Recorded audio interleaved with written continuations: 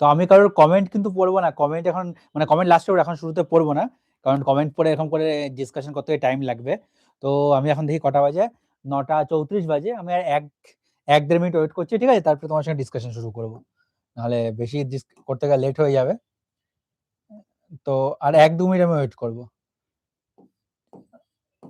আর আরবি জেই 2025, ঠিক আছে, আরআরবি জেই 2025। আমি লাস্ট 40 দিনের আমি প্ল্যান ডিসকাশন করব, লাস্ট 40 ডেজ প্ল্যান, ঠিক আছে। বোর্ড সবার ক্লিয়ার আছে? আশা করছি সবাই ক্লিয়ার আছে, ঠিক আছে। ক্লিয়ার আছে, হ্যাঁ লাইক করো, দেখতে পাচ্ছি, হ্যাঁ অনেকেই আছে, আমি কমেন্ট তোমাদের পড়তে হচ্ছে, অনেকেই আছো। তো যেহেতু স্ক্রিনটা একটু দূরে রাখা, আমার কাছে এসে পড়তে হচ্ছে, কারণ আমি একটু দূর থেকে দেখতে পারি না অতটা ভালো, ঠিক আছে। তো হ্যাঁ, আমি আগে 10-15 মিনিট ডিসকাশন করে নিই, ইউটিউবে করলাম কারণ সবাই দেখতে পারো, তো অনেকেই আছে। তারপরে তোমার সঙ্গে আমি গুগল মিটে যেমন করে করবো, দরকার লাস্টে একটা গুগল মিটে আমি করে নেবো, আমার এই লাইভটা হয়ে যাবে। লাইভ বেশিক্ষণ করবো না, লাইভ করার একটাই কারণ রেকর্ডেড হয়ে আমার ইউটিউব চ্যানেলে রয়ে যাবে এটা, তো পরে যারা চাইবে তারাও দেখে নিতে পারবে। তো আমি ইউটিউবে ডাইরেক্ট আজকে লাইভ করছি, ঠিক আছে। তো দেখো আমি এটা সবার আগে শুরু করছি, চলো ভিডিওটা মোটামুটি এখান থেকে শুরু করছি। এখন কটা বাজে? 9:35। চলো ভিডিও শুরু করছি। তো আমি মোটামুটি কত দিন হবে তোমাদের, 3-4 মাস আগে আমি তোমাদের সঙ্গে ভিডিও বানিয়েছিলাম, যবে আরআরবি যেই জাস্ট নোটিফিকেশনটা এসেছিল এবং ফর্ম ফিল আপ শুরু হয়নি, ফর্ম ফিল আপ তোমরা করবে তার আগে আমি ভিডিও বানিয়েছিলাম যত মনে পড়ছে। এবং সেই ভিডিওতে আমি একটা জিনিস তোমাদেরকে বলেছিলাম যে এক্সাম কবে হবে কি হবে জানি না, কিন্তু তোমাদের মাথায় একটি এক্সাম ডেট সেট হয়ে থাকা দরকার, এবং সেই হিসাবে তোমরা তোমাদের প্রিপারেশন করবে বা প্ল্যানিং করবে। আমি তোমাদেরকে প্রপার 4 মাসই করে প্ল্যানিং করবে একটা প্ল্যান বলেছিলাম, ডিসকাস করেছিলাম, হয়তো আমার চ্যানেলে 25-30 মিনিট একটা ভিডিও পড়েও আছে। এবং সেই ভিডিওতে আমি একটা জিনিস তোমাদেরকে বলেছিলাম, নিজেদের মাথায় একটা ডেট সেট করে রাখো, এবং যেই ডেটটা আমি তোমাদের মাথায় সেট করে দিয়েছিলাম সেটা ছিল, মনে করে দেখো তোমরা সবাই, মনে পড়বে, আমি ডেট যেটা দিয়েছিলাম 1 মার্চ, মার্চ 2026 একটা ডেট দিয়েছিলাম। তবু সবাইকে এটা বলেছিলাম, মানে এর আগে হয়তো হবে না, আমি এটা সবাইকে বলেছিলাম, আমি মিথ্যা কথা বললাম যে এটাই ফাইনাল ডেট, আমি বলেছিলাম এই ডেট নিয়ে তোমরা সবাই চলো, এর আগে এক্সাম হবে না, এটা আমি বলেছিলাম। কিন্তু আজকে এটা দেখলাম রেলওয়ে বিভিন্ন তাদের এক্সামের সব ডেট যখন পাবলিশ করলো, এবং আরআরবি যেটা দেখে আমিও শকড অ্যাকচুয়ালি। 4 মাসেরও তোমরা সময় পাচ্ছ হিসাব করে, ফর্ম ফিল আপ শুরু হওয়া থেকে যদি ফেব্রুয়ারি 28 তারিখ অবধি ধরি 4 মাস হয়, তো 4 মাসেরও কম সময়, ঠিক আছে। ফেব্রুয়ারির কত কত এক্সাম একবার দেখে নি, দাঁড়াও, তোমাদের এখানে গ্রুপে তোমরা শেয়ার করেছো, ঠিক আছে। ফেব্রুয়ারির 19, 20 আর 3 মার্চ 3টে এক্সাম ডেট দিয়েছে, ঠিক আছে। কি কি এক্সাম দিয়েছে? 19th Feb, 20th Feb, আর একটা দিয়েছে 3 মার্চ, 3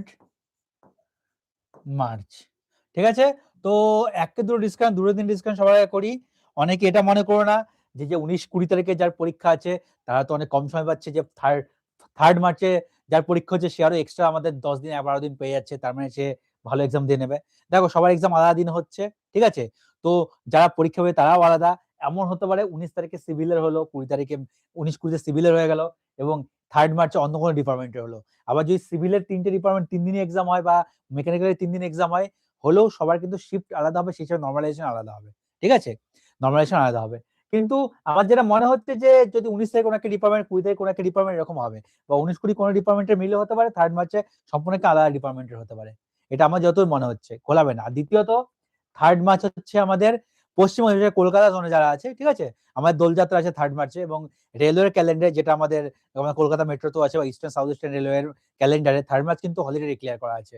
এবং অন্যান্য হলিডে হলে আমি কথা বলতাম না, যেহেতু আমাদের দিন রং খেলা আছে, তো কলকাতায় মোটামুটি রং খেলা থাকবে, আর কলকাতায় সবার সিট পড়বে, তো রং খেলার দিন যতই হোক, অন্যান্য ফেস্টিভ্যালে কি হয় জানি না, কিন্তু রং খেলার দিন কিন্তু এক্সাম দিতে একটু টাফ।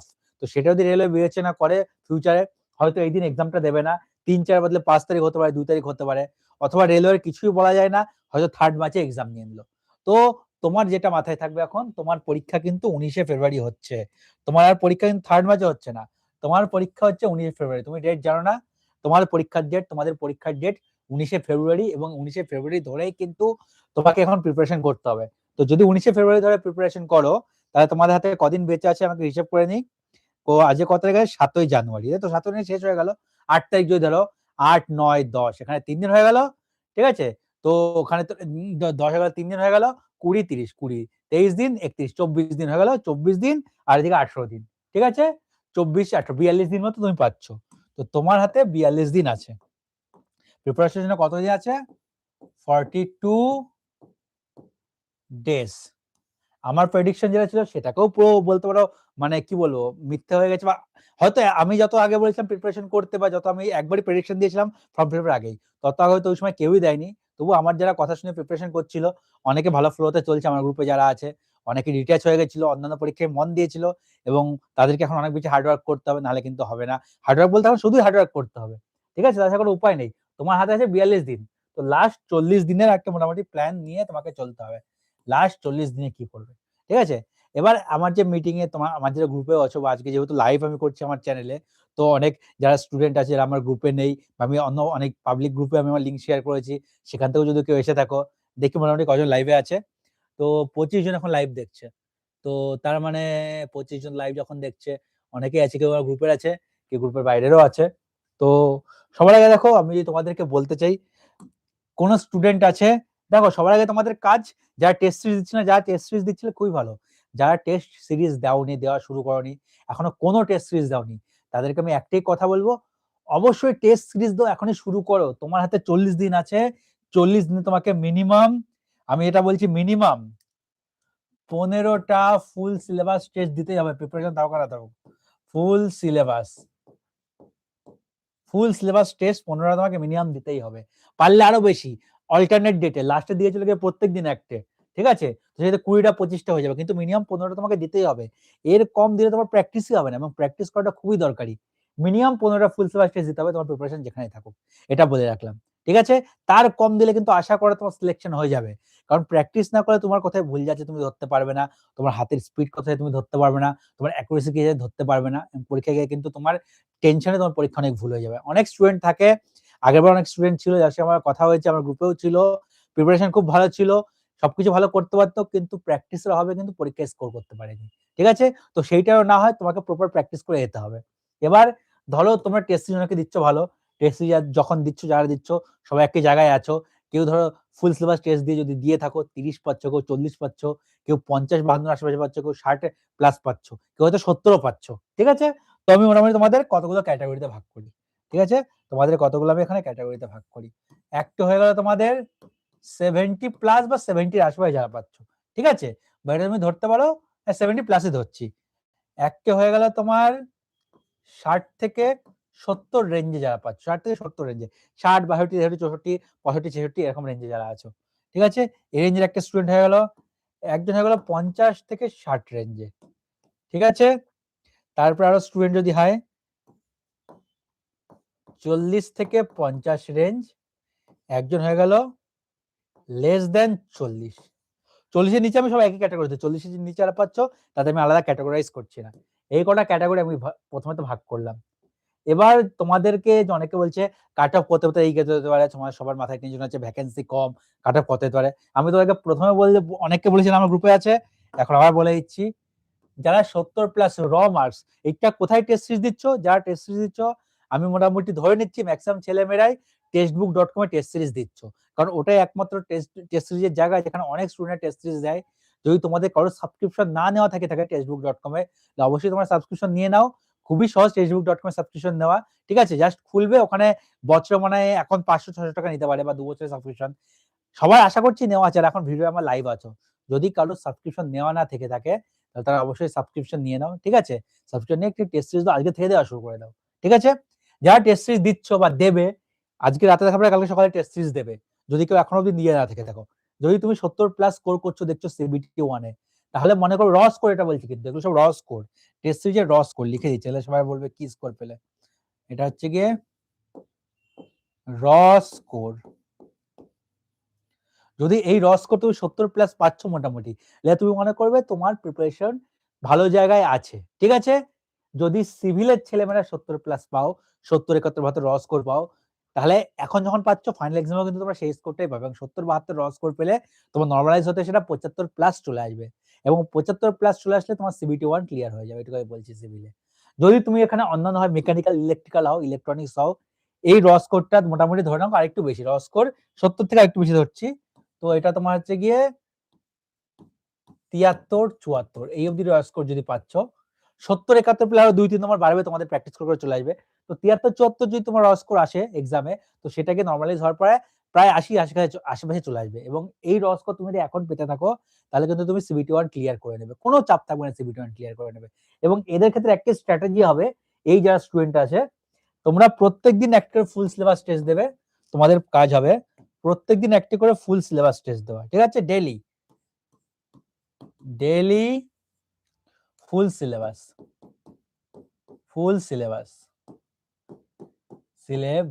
টেস্ট, ঠিক আছে? হাতের লেখা বাজে, সেটা মুখে বলে দিচ্ছি, হাতের লেখার দিকে যেও না।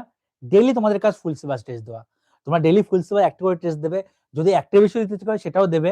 কিন্তু তোমাদেরকে বলবো, যেহেতু তোমাদের প্রিপারেশন ভালো আছে, 70+ র স্কোর পাচ্ছ, তো তোমরা মোটামুটি 4 ঘন্টা রাখো এর পিছনে, নন টেকনিক্যাল পিছনে, বাকি সময়টা এখনো তোমরা টেকনিক্যালের পিছনে দাও। তোমরা যদি প্রতিদিন, আমি ধরে নিচ্ছি 10 ঘন্টা তোমরা পড়ছো, তো তোমার যদি স্টাডি টাইম হয় 10 ঘন্টা, আমি লিখছি 10 আওয়ার্স, তার মধ্যে কিন্তু আমাদের নন টেক যাবে 4 আর টেক যাবে 6। নন টেক 4 ঘন্টা, টেকনিক্যাল 6 ঘন্টা, তোমাকে এখনো দিতে হবে। এটা কতদিন অবধি দিতে হবে? এটা পুরো জানুয়ারি দিতে হবে, এটা হচ্ছে ফুল জানুয়ারি, ঠিক আছে? ফুল জানুয়ারি দিতে হবে। বা তোমরা যদি আরো চাও, দেখো তোমাদের মোটামুটি নর্মালি কি বলে র স্কোর আরো বেশি আসছে, 74, 75, 76 র স্কোর মোটামুটি আসছেই। তো তোমরা সেটা চাইলে ফেব্রুয়ারির 7-8 তারিখ অবধি টেনে নিয়ে যেতে পারো। কিন্তু লাস্ট 10 দিন, যদি তোমাদের পরীক্ষা হয় ফেব্রুয়ারি 18 তারিখ, তোমাদের ফেব্রুয়ারি 6-7 তারিখের পরে তোমরা কিন্তু আর টেকনিক্যাল পড়ো না। তখন লাস্ট 10 দিন তোমার নন টেকে সম্পূর্ণ ফোকাস করো। নন টেক যত রেডি থাকুক, লাস্ট 10 দিন নন টেক ফোকাস করো, সারাদিন নন টেক পড়বে, রিভিশন দেবে। এবং এই 4 ঘন্টা, এটা বলছি নন টেক পড়ার জন্য, এই 4 ঘন্টা কেমন করে তোমরা ইউটিলাইজ করবে?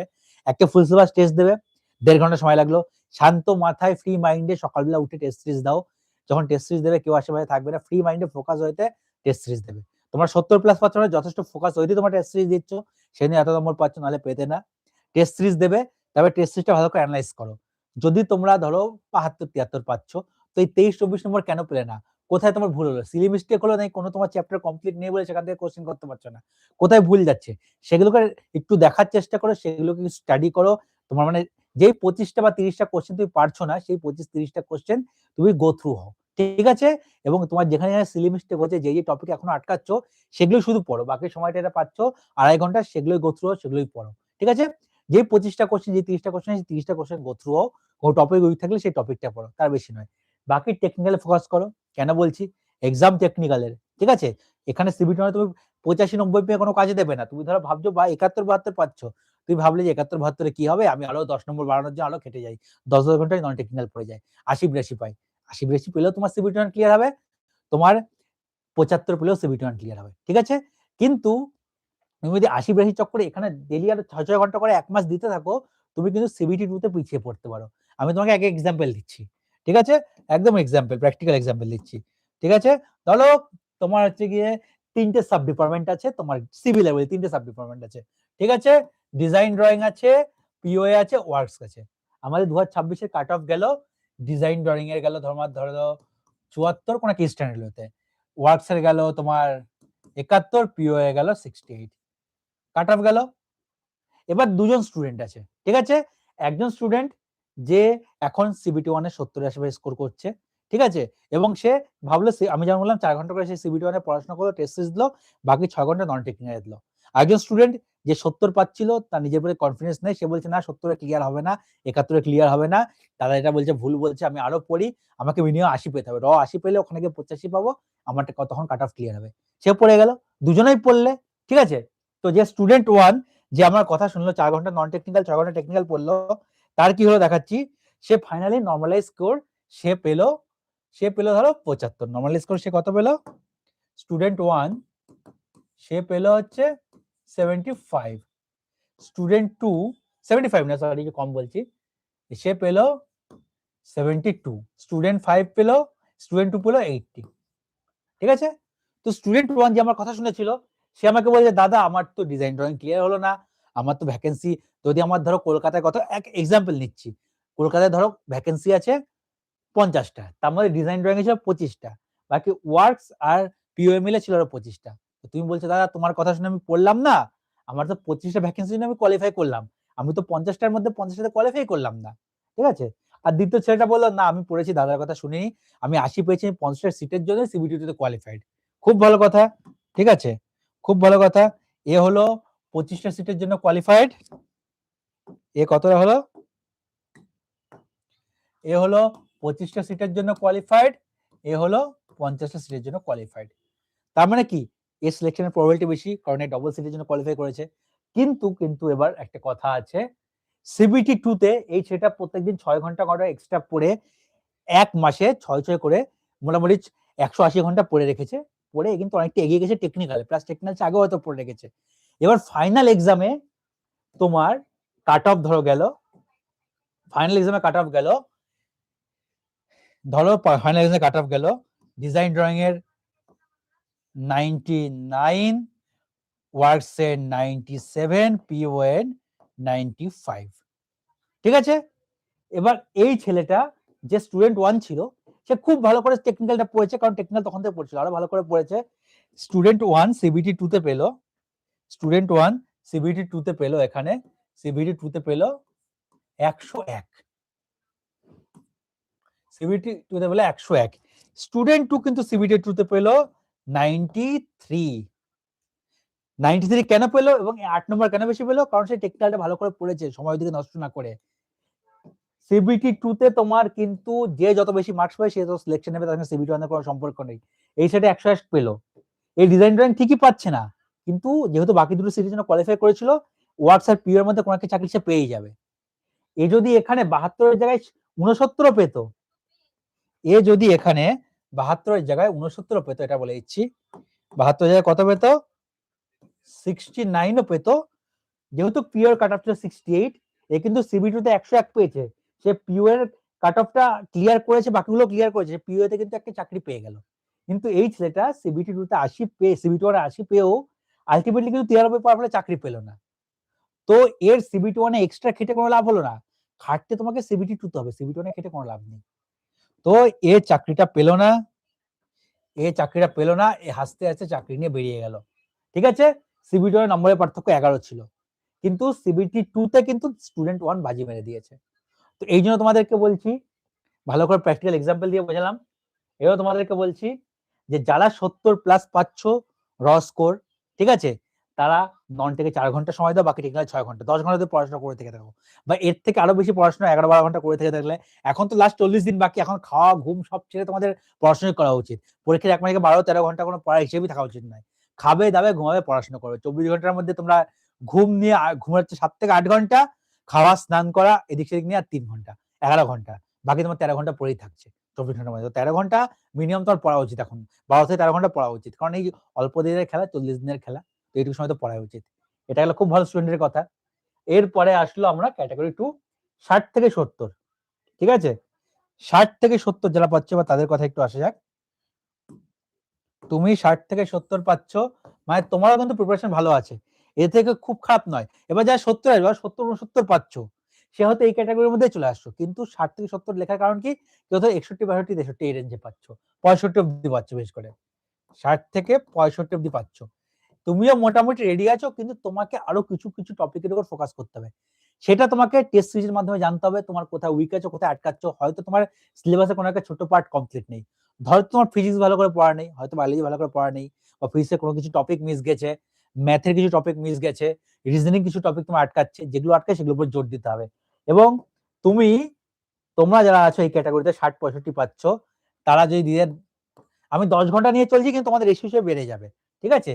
তোমরা নন টেকে দেবে 5, নন টেকে দেবে 5 ঘন্টা, টেকে দেবে 5 ঘন্টা, এটা মোটামুটি জানুয়ারি মাসটা চলে, ফেব্রুয়ারি থেকে পুরো নন টেকে শিফট হয়ে যাও, তোমাদেরকে আরো ফেব্রুয়ারি মাসের শুরু থেকে নন টেকে শিফট হতে বলছি, ঠিক আছে? যাতে 18-19 দিন তোমরা পড়ো, এবং এই 5 ঘন্টার মধ্যে তোমরা ফুল, ওদের এমন ফুল সিলেবাস টেস্ট প্রত্যেকদিন দিচ্ছে, তোমরা ফুল সিলেবাস দেবে প্রত্যেকদিন একটা করে, ফুল সিলেবাস দেবে, 1.5 ঘন্টা যাবে, সেটাকে ভালো করে অ্যানালাইসিস করবে, তারপরে যে টপিকগুলো উইক আছে সেগুলো পড়ার চেষ্টা করবে। 5 এর জায়গায় 6 ঘন্টা চলে যাবে, তোমার আরো বেশি পড়বে, এবং এটাও যাবে। তোমার টেকনিক্যাল 5-6 ঘন্টা থাকা অসুবিধা নেই, এটা টাইম আরো বাড়িও, যদি তোমার উইক থেকে থাকো, 60 এ আটকে থেকে থাকো, 60 থেকে তোমাকে 70-72 নিয়ে যেতে হবে, তোমার টার্গেট থাকবে 60 কে 70-72 নিয়ে যাওয়া। যদি তুমি ভালো করে করতে পারো, প্রত্যেক দিন যা টেস্ট সিরিজ দিচ্ছ, যা কোশ্চেন তুমি করছো সেগুলো প্রপার অ্যানালাইসিস করতে পারো, ঠিক আছে? এবং টেস্টে যে ধরো তোমার ভুল যাচ্ছে 40টা কোশ্চেন, 38টা কোশ্চেন, প্রথমে 38-40টা কোশ্চেন ভালো করে পড়বে, অ্যান্সার কি হচ্ছে কেন হচ্ছে ভালো করে রিডিং মারবে। তুমি ধরো কথা বলছি, তুমি হিস্ট্রি, জিওগ্রাফি, পলিটি, ইকোনমি সেগুলো পড়োনি, কিন্তু যখন তুমি টেস্ট দিচ্ছ যে 40টা কোশ্চেন ভুল হচ্ছে, তার হিস্ট্রি, জিওগ্রাফি কোশ্চেনের অ্যান্সারগুলো একবার গো থ্রু হয়ে নেবে, ঠিক আছে? হয়তো ইকোনমিক্স তোমার কাছে নতুন, কিন্তু হিস্ট্রি, জিওগ্রাফি ছোটবেলায় পড়েছিলে, একবার গো থ্রু হয়ে নেবে, দেখা গেল ফাইনাল এক্সামে 2-3টে কোশ্চেন তুমি গো থ্রু হয়ে যাওয়ার ফলেই পেরে যাচ্ছ, ঠিক আছে? তো এই জন্য বলছি এরকম করে সময় দেবে, এবং তোমরা জানুয়ারি মাসে সম্পূর্ণ নন টেক আর টেকের ব্যালেন্স করে চলবে, ফেব্রুয়ারি মাসে সম্পূর্ণ নন টেক ফোকাস করবে, ঠিক আছে? তাহলে আশা করি তোমরাও কিন্তু খুব তাড়াতাড়ি তোমাদের নিজের এই নম্বরটাকে বাড়িয়ে ফেলতে পারবে। আশা করছি আজকে জানুয়ারির 7 তারিখ শেষ হয়ে গেল, জানুয়ারির 25-30 তারিখ আস্তে আস্তে তোমরা কিন্তু তোমাদের এই নম্বরটা মোটামুটি যে এখন 62-63 পাচ্ছ 70 নিয়ে যেতে পারবে, শুধু এইটুকু যদি ভালো করে ফলো করো। এখন ভালো করে পড়াশোনা করা ছাড়া আর অন্য কোনো উপায় নেই, এদিক এদিক সময় দেওয়ার। এই জানুয়ারি মাসে প্রচুর বিয়ে বাড়ি আছে, ঠিক আছে, অনেক কিছু আছে, অনেক অনুষ্ঠান আছে, সব অনুষ্ঠান আজকের দিন থেকে ত্যাগ করে দাও। তোমার কারোর বিয়ে বাড়িতে গেলে, বন্ধুর বিয়ে করতে গেলে, বন্ধুর বিয়ে খেতে গেলে কিন্তু তখন আর পরীক্ষা ক্লিয়ার হবে না, ঠিক আছে? দাদার বিয়ে, ভাইয়ের বিয়ে, কাকার বিয়ে, বোনের বিয়ে সব ভুলে যাও এখন, ঠিক আছে? জাস্ট মার্চ মাসে আবার সব করে পরীক্ষাগুলো দিলেও তারপর সব করবে, ঠিক আছে? তো দেখি আমি আর অডিও ভিডিও শুনতে পাচ্ছি নাকি, দেখি সবাই শুনতে পাচ্ছ তো? সবাই শুনতে পাচ্ছ? একবার বলে জানো, একবার লাইক করো, আমি কথা বলছি, সবাই শুনতে পেলে একবার লাইক করো, একবার দেখি, তারপর কথা বলো। হ্যাঁ, সবাই শুনতে পাচ্ছে, ঠিক আছে, শুনতে পাচ্ছ, ওকে। চলো এবার নেক্সট ক্যাটাগরি চলে আসি। তো এবার যেটা নেক্সট ক্যাটাগরি হয়ে গেল 50 থেকে 60, 50 থেকে 60, ঠিক আছে? 50 থেকে 60 বলতে 50-55 ধরো পাচ্ছ, 50-55 পাচ্ছ, তোমাদেরকে কিন্তু তোমরা কিন্তু সিবিটি ক্লিয়ার অবশ্যই করতে পারবে, সিবিটি ক্লিয়ার করা খুব কঠিন নয়, ঠিক আছে? চাকরি পাবে কি পাবে না সেটা ডিপেন্ড করছে তোমার টেকনিক্যাল কত রেডি তার উপরে। সিবিটি তোমরা ক্লিয়ার করতে এখন যে 40 দিন সময় আছে, যে 50, 51, 52, 53 পাচ্ছ, সিবিটি ক্লিয়ার করতে পারবে, ক্লিয়ার করলে কোনো অসুবিধা নেই। এবার তোমার সিবিটি 2 কত রেডি আছে তার উপর ডিপেন্ড করে তুমি এখন প্রিপারেশন কেমন করবে, ঠিক আছে? তোমাকে এখন 50-55 পাচ্ছ মানে তোমার ম্যাথের কিছু টপিক হয়তো বেঁচে আছে, বা রিজনিং কিছু টপিক বেঁচে আছে, ফিজিক্স, কেমিস্ট্রি, ঠিক আছে, তার বায়োলজির মধ্যে কিছু টপিক হয়তো বেঁচে আছে, বা কোনো একটা সাবজেক্ট বেঁচে আছে, কিছু একটা বেঁচে আছে, সেজন্য তোমরা এই 50, 52, 55 বেশি স্কোর করতে পারছো না। যে টপিক গুলো বেঁচে আছে সেগুলো ভালো করে পড়ো, তোমরা নন টেক টেককে এমন করে ব্যালেন্স করো, যদি তোমাদের কনফিডেন্স না থাকে নন টেকনিক্যালে, ঠিক আছে, তো নন টেকনিক্যাল তোমরা ম্যাক্সিমাম সময়টা দিয়ে দাও, ঠিক আছে? মোটামুটি ধরো 8 আওয়ার্স, আর এটা 2 থেকে 3 ঘন্টা, ঠিক আছে? 2 থেকে 3 আওয়ার্স, এটা তোমার হয়ে গেল নন টেক হয়ে গেল, নন টেক, এটা টেক। পুরো জানুয়ারি মাসটাই করো, ফেব্রুয়ারি মাসে পুরো নন টেক, টেকনিক্যালটা পুরো বন্ধ করে দিও, ঠিক আছে? এইটা 8 ঘন্টা, 8 থেকে 9 ঘন্টা যাবে নন টেকনিক্যালটা, ঠিক আছে? তোমরা অল্টারনেট ডে টেস্ট সিরিজ দাও, তোমাদের ডেইলি দেওয়ার দরকার নেই, ঠিক আছে? টেস্ট সিরিজ কেমন দেবে? টেস্ট দেবে অল্টারনেট ডে, ঠিক আছে? অন্য কালার ইউজ করি, টেস্ট, এটা হলো অল্টারনেট ডে, অল্টারনেট ডে, ঠিক আছে? অল্টারনেট টেস্ট দেবে, টেস্ট অ্যানালাইসিস করবে, এবং যে টপিকগুলো বাদ চলে, যে টপিকগুলো উইক আছো সেগুলো ভালো করে পড়বে। দিনে মনে হয় 2-3 থেকে 3 ঘন্টা টেকনিক্যালের পিছনে রাখো। টেকনিক্যাল কেমন, নতুন কিছু টেকনিক্যাল এখন পড়ার দরকার নেই, যেই টেকনিক্যাল সাবজেক্ট তুমি পড়েছো, ধরো 3টে 4টে 5টা টেকনিক্যাল সাবজেক্ট তুমি পড়েছো, ওই 4-5টা টেকনিক্যাল সাবজেক্টে বারবার একটু রিভিশন দিয়ে থাকো, ঠিক আছে? ওই 4টে 5টা টেকনিক্যাল সাবজেক্ট বারবার রিভিশন দিয়ে থাকো। 1 মিনিট করে দাঁড়াও।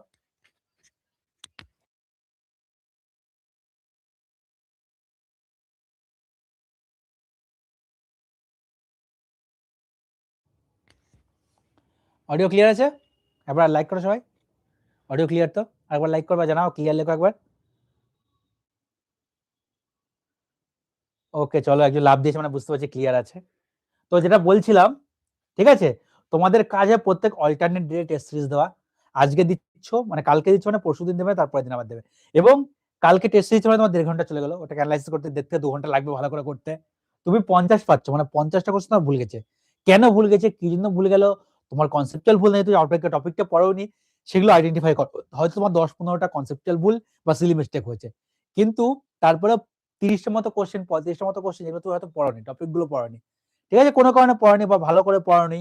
ধরো সিম্পলিফিকেশনের কোশ্চেন, তুমি সিম্পলিফিকেশন পড়েছো বা তুমি পার্সেন্টেজ পড়েছো, কিন্তু যেই কোশ্চেন পরীক্ষা এসছে, যে কোশ্চেন টেস্ট সিরিজ এসছে, সেই টেস্ট সিরিজে মানে সেই টাইপের কোশ্চেন, সেরকম ডেপথের কোশ্চেন তুমি করোনি। যদি না হয়ে থাকে তোমাকে আবার সেই চ্যাপ্টারে এসে কোশ্চেনগুলো প্র্যাকটিস করতে হবে। যেই টপিকগুলো উইক আছে, যেই চ্যাপ্টারগুলো উইক আছে সেগুলোকে ভালো করে প্র্যাকটিস করতে হবে এবং বাকি সময়টা তোমাকে সেখানে দিতে হবে এবং তারপরের দিন সেই টপিকগুলোই পড়ে, যে টপিকগুলো তোমার এখনো কমপ্লিট হয়নি, উইক আছো, ঠিক আছে? এবং তারপরে আবার পরশুদিন আবার টেস্ট দেবে। টেস্ট দুদিন পরে একদিন করে বাজিয়ে দেখবে যে কোথায় পারছো, কিছু ইমপ্রুভমেন্ট হচ্ছে কি হচ্ছে না। এই টেস্ট সিরিজটা খুবই জরুরি অ্যাকুরেসি, স্পিড সবকিছু বাড়ানোর জন্য, ঠিক আছে? এবং কনফিডেন্স আনার জন্য। এবং বাকি সময়টা তুমি সম্পূর্ণ পড়ে যাবে। ৮ ঘন্টা মোটামুটি ৮ থেকে ৯ ঘন্টা তুমি দাও। আর টেকনিক্যাল যেটা পড়বে, টেকনিক্যাল শুধু তোমার রিভিশন হবে, যেই সাবজেক্টগুলো পড়ে নিয়েছো সেই সাবজেক্টগুলো তোমার রিভিশন দেবে। নতুন কোনো সাবজেক্ট পড়বে না। ধরো সিভিলে যেমন কথা বলছি, ধরো তুমি বিল্ডিং মেটেরিয়াল কনস্ট্রাকশন পার্টটা, সয়েল মেকানিক্স, সোম এই ৩ টে সাবজেক্ট পড়েছো। তো এই ৩ টে সাবজেক্ট কি অল্টারনেট করে যেই সাবজেক্টকে তুমি আগে পড়েছিলে সবার আগে, ধরো তুমি বিল্ডিং মেটেরিয়াল কনস্ট্রাকশন আগস্টে পড়েছিলে, আগস্ট সেপ্টেম্বর পড়েছিলে, এখন অনেকটা মনে নেই। তো বিল্ডিং মেটেরিয়াল কনস্ট্রাকশন ২-২ ঘন্টা করে রিভিশন দিয়ে থাকো। রিভিশন এখন দেওয়ার অর্থ হচ্ছে তুমি একবার করে ঝালাই করে নাও সিবিটি 1 এর তোমার ৩-৪ মাসের মধ্যে, ৩-৪ মাস না ৩ মাস ধরে চলবে। এখন থেকে বললাম যা স্পিডে পরীক্ষা দিলেও ৩ মাস ধরে চলো। তো সিবিটি 1 এর ৩ মাস পরে সিবিটি 2 দিতে গেলে তোমাকে কিন্তু ভালো করে মোটামুটি সব মাথায় রাখতে হবে, তার জন্য এখন থেকে রিভিশন দিতে হবে। ৩ মাসে তুমি কিন্তু কমপ্লিট করতে পারবে না, এটা তোমাকে বলে রাখছি, তোমাদের সবাইকে বলে রাখছি। তো তোমাদের এই অল্টারনেট অ্যাপ্রোচ রাখো, ২ থেকে ৩ ঘন্টা শুধু রিভিশন দিতে থাকো যেই সাবজেক্টগুলো পড়া হয়ে গেছে, এবং তারপরে তোমার বাকি সময়টা তোমার নন টেকে, সম্পূর্ণ নন টেকে। এটা করলে তোমরা কিন্তু তোমরা ৭০ অবধি পৌঁছে যাবে, কোনো অসুবিধা নেই। ৮-৯ ঘন্টা যদি ফোকাস হয়ে দিতে পারো, মেন ফোকাস হয়ে না দিলে এদিকে ভাবলে আমার হবে না, আমার দ্বারা হবে না, আমি পারবো না, আমি তো অনেক পিছিয়ে, এই করলে কিন্তু কিচ্ছু হবে না। সিবিটি 1 ক্লিয়ার করে দেবে। এবার যেটা বললাম টেকনিক্যাল কত রেডি তার উপর ডিপেন্ড করছে যে তোমার সিবিটি 2 ক্লিয়ার হবে কি হবে না। অনেক ছেলেমেয়েরা আছে যার টেকনিক্যাল প্রিপারেশন খুব ভালো আছে, যার টেকনিক্যাল হয়তো এক্সাম অনেক রিটেন ক্লিয়ারও করছে, কিন্তু নন টেকটা উইক আছে, নন টেকে তারা ওই ৫০-৫৫ পাচ্ছে।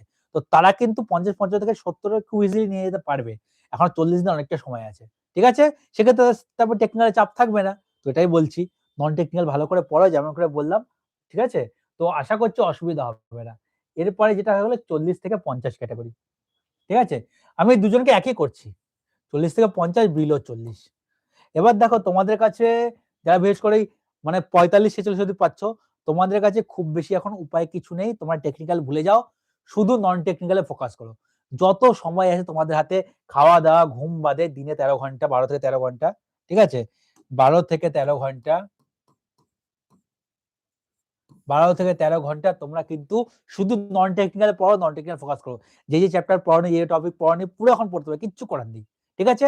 সব গো থ্রু করো, যে টপিকগুলো উইক আছে সেই টপিকগুলো ভালো করে পড়ো। একটা জিনিস বলবো, যারা কম নম্বর পাচ্ছ হয়তো অনেক কনফিডেন্স নেই, এবার বিলো ৪০ পাচ্ছে মানে অনেক হয়তো ৩৮, ৩৫, ৩০ও পাচ্ছে, ঠিক আছে? তো যদি কেউ ৩০ বা তারও নিচে ২০ মতো পেয়ে থাকো, আর কিন্তু টেস্ট দিয়ে ২০ পাচ্ছ, তোমাদেরকে বললো ২০ থেকে হয়তো তুমি ৭০-৪০ দিন নিয়ে যেতে পারবে না, হয়তো কথা বলছি। তার মানে এই না তুমি সব সিলেবাস যেমন তেমন জগা খিচুড়ি করে পড়ে যাও, এটা করতে যেও না। তাহলে কি হবে, ৪০ দিনের সিলেবাসটা কোনো রকম শেষ হবে, ২০ থেকে তুমি ২৫ বা ৩০ পাবে, তার বেশি কিন্তু পাবে না। তো তোমাদেরকে এটা অ্যাডভাইস দেবো, বা এই রেঞ্জে যারা আছো ৪০, ৪২, ৪৫ বা ৪০ এর নিচে যারা আছো তাদেরকে অ্যাডভাইস দেবো, যেই কটা টপিক পড়বে ভালো করে পড়বে। ধরো তোমার ম্যাথ ৩-৪ টে টপিকে ভালো করে হয়েছে, বাকি টপিকগুলো পড়োনি। তারপরে তুমি ম্যাথ শুরু করলে, ধরো তুমি প্রফিট লস থেকে শুরু করলে, প্রফিট লসটা ভালো করে পড়ো। একদিনে প্রফিট লস পড়ে তারপরের দিন অন্য চ্যাপ্টারে চলে গেলে, তারপরে time and work, time and distance চলে গেলে, তারপরের দিন তুমি পাইপ এন্ড পিস্টন চলে গেলে, তারপরের দিন বোর্ড চলে গিয়ে মানে ৭ দিনে ম্যাথ কমপ্লিট করলে, এরকম করে করলে কিন্তু হবে না, সময় দিতে হবে। ধরো তারপরে তুমি ৫টা টপিকই পড়তে পারলে ৪০ দিনে, কিন্তু ৫টা টপিক এত ভালো করে পড়ো যাতে ৫টা টপিক থেকে তোমার কোশ্চেন না আটকায়। রিজনিং, ধরো তোমার ৪-৫টা টপিকেরই কোশ্চেন পড়ো, বাকি টপিকের কোশ্চেন পড়ো না। তো বাকি টপিকের মধ্যে যতগুলো তুমি একটা টপিকের মধ্যে মানে কি বলো কনফিডেন্স গেইন না করতে পারছো, তখন কিন্তু টপিক চেঞ্জ করো না। আগে প্রত্যেকটা টপিক ভালো করে শেখো। সিমিলারলি সায়েন্সের ক্ষেত্রে অ্যাপ্লিকেবল। সায়েন্সের ধরো ফিজিক্স পড়ছো, ফিজিক্সটাকে ভালো করে পড়ো। কেমিস্ট্রি পড়ছো, কেমিস্ট্রিটাকে ভালো করে পড়ো। যেটা পড়ছো হিসাবে রেডি করো। তোমার ফিজিক্স, কেমিস্ট্রি, বায়োলজি ৩ টে খিচুড়ি করে পড়ে ৩ টে তোমার ২৫ এর মধ্যে, সরি ৩ টে আবার ৩০ কত ২৫ ৩০ আসে, সরি তাই তো? না কত আসে? ৩০ আসে। তো ৩০ এর মধ্যে জমা খিচুড়ি করে ১২-১৩ পেয়ে লাভ নেই। তুমি শুধু ফিজিক্স পড়ো, ফিজিক্সে ১০ এর মধ্যে ৮ পাও। ঠিক আছে? ফিজিক্সে ১০ এর মধ্যে ৮ পাও। ফিজিক্সে ৮ পাও ১০ এর মধ্যে। তারপরে কেমিস্ট্রি পড়ো, ফিজিক্স রেডি হয়ে গেলে কেমিস্ট্রি তুমি ৭ পাও ১০ এর মধ্যে। ঠিক আছে? এই ৮, ৭, ১৫ biology 0 better. Physics, chemistry, biology খিচুড়ি করে এটাই ৫ পেলে, ওটাই ৫ পেলে, ওটাই ৫ পেলে ১৫ পাচ্ছে, এটা বেটার। কারণ ফিজিক্স তুমি ভালো করে পড়েছো মানে তোমার এই বছর না হলেও ২০২৬ আবার আরবি যেই হবে ক্যালেন্ডার তোমরা পেয়ে গেছো। তো তখন কিন্তু তোমাদের ফিজিক্সটা পড়া আছে, পরের বছর খাটতে হবে না। এটা তোমাদেরকে বলে রাখছি। ঠিক আছে? এবং তোমাদের মধ্যে এখনো যারা আছে, ধরো তোমাদের মধ্যেও আছে, অনেকে আছে যারা ৪০ পাচ্ছ, টেকনিক্যাল খুব ভালো করে এখন ৪০ পাচ্ছ। এবং যাদের টেকনিক্যাল রেডি এখন হয়তো 40 পাচ্ছ, তারাও কিন্তু ভালো করে যদি পড়ো, 12-13 ঘন্টা করে পড়াশোনা করো, তারাও কিন্তু সিবিটি ক্লিয়ার করার মতো জায়গায় নিজেদেরকে নিয়ে যেতে পারবে। হয়তো তুমি প্র্যাকটিস করো না বলে পারছো না। ঠিক আছে? পারবে। তো সবাইকে এটাই সাজেস্ট করব, কোথায় আছো কি নয় সেই হিসাবে দেখো। তুমি যদি খুবই উইক থেকে থাকো, একেবারে খিচুড়ি বানিয়ে পড়তে যাও, তাহলে আরো জিনিসটা খারাপ হবে, ভালো হবে না কোনদিনও। ঠিক আছে? সবথেকে খারাপ হয় ছেলেমেয়েদের ক্ষেত্রে তখনই, যখন তারা প্রত্যেক ৩, ৪ মাসে পুরো সিলেবাস কমপ্লিট করে পরীক্ষা দিতে যেতে চায়। ঠিক আছে? ৩ মাস ৪ মাসে কোনো সিলেবাস ভালো করে কমপ্লিট হয় না। তোমাকে টাইম দিতে হবে, শিখতে হবে। একেকটা টপিক ভালো করে কমপ্লিট করো, তারপর নেক্সট টপিক বা নেক্সট সাবজেক্টে যাও। সব সাবজেক্ট অল্প, অল্প করে পড়ে পরীক্ষা দিয়ে কোনো লাভ নেই। একটা সাবজেক্ট যখন তুমি কমপ্লিট করবে, তারপর নেক্সট সাবজেক্টে যাবে। এক্সাম চলে আসতে পারে। তুমি যেটুকু পড়েছো সেটুকু নিয়েই পরীক্ষা দিতে যাও। সেটুকু নিয়েই তুমি অ্যাপ্রোচ করো। দেখো কত অ্যান্সার করতে পারছো কি পারছো না। ঠিক আছে? তুমি 50 জেনে গিয়ে 50 এর মধ্যে 45 পাও, তোমার মেন্টালি স্যাটিসফ্যাকশন আসবে। ঠিক আছে? তুমি সব পড়ে গেলে, তবু তুমি 40 পেলে, 45 পেলে, তোমার কিন্তু সেই স্যাটিসফ্যাকশন কখনো আসবে না। তুমি 50 নম্বরের সিলেবাস পড়ে যাও, 55 নম্বরের সিলেবাস পড়ে যাও, 45 পাবো, স্যাটিসফ্যাকশন আসবে। কারণ তুমি জানো আমার এই 50 নম্বর 55 নম্বর রেডি। আমি এখানে এখন 45 পাচ্ছি। আরেকটু কয়েক মাস পড়বো, বাকি পোরশন রেডি করে নেব। তখন কিন্তু আমি যখন 100 এর মধ্যে পরীক্ষা দেবো, আমি কিন্তু 70-75 পাবো। এই কনফিডেন্সটা আসবে যখন তুমি প্রত্যেকটা টপিক ভালো করে পড়বো। তো তোমাদেরকে এটাই বলবো যে, যেই টপিকটা পড়বে, যেটা কম নম্বর আছে, সেটা খুব ভালো করে পড়বে, ডেপথে পড়বে, তারপরে নেক্সট টপিকে যাবে। ঠিক আছে? একবারে সব 2-3 মাসে কমপ্লিট করতে যেও না। কমপ্লিট যাদের হয়নি, যারা 20 পাচ্ছ, যারা 15 পাচ্ছ, তাদেরকে এইটাই দেবো, সাজেশন দেবো। তাই যদি খুব খারাপ অবস্থা থেকে থাকে, 26 আবার পরীক্ষা হয়, 26 ফোকাস করো, তাহলে 26 এ পারবে। আর যদি রেল ফোকাস করো, তো রেলই অনলি ফোকাস করো। ঠিক আছে? কারণ পরের বছর পরীক্ষা হবে। এবং অন্য কোনো পরীক্ষা 2-3 মাস হট করে ডেট দিয়ে দিল, সেটার দিকে আবার শিফট হয়ে গেলে, আবার রেলের পড়া ছেড়ে দিলে, আবার রেলে হট করে চলে আসলে পরে, ওরকম করতে যেও না, হয়তো কোনো পরীক্ষায় তোমার ক্লিয়ার হবে না। ঠিক আছে? তো এটুকুই বলার ছিল, আর খুব বেশি বলার নেই তোমাদেরকে। দেখি কি কমেন্ট করেছে, আবার কমেন্টে তোমাদের একটু অ্যান্সার দেওয়ার চেষ্টা করব। দেখি কে কি কমেন্ট করেছে।